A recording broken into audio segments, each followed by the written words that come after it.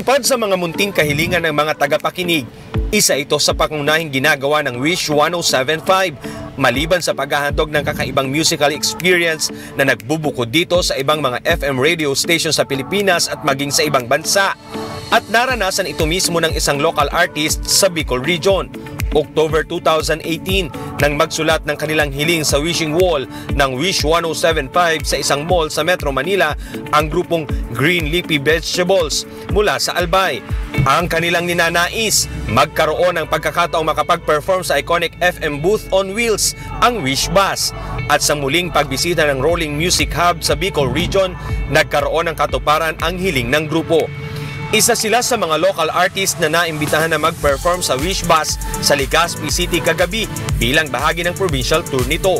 Masaya kasi alam naman namin na sa Wish talaga maraming banda, maraming artist yung gustong tumugtog kaya na-experience din namin kaya masaya.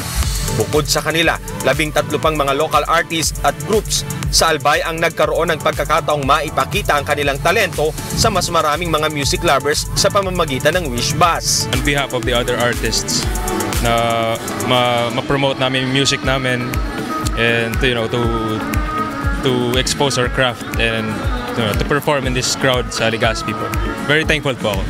Still a bit overwhelmed and we are very happy and very grateful for Wish for giving us this opportunity again.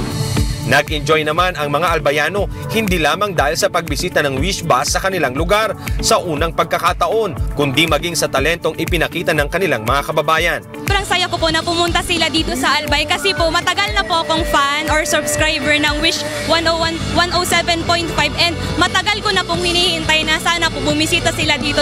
Well, nakaka-proud kasi being an Albayano, meron na ding mga mas nagiging successful kahit mga dito lang sa local. So, I can see the potential naman that they can always improve and may chance na makarating din sila on TV.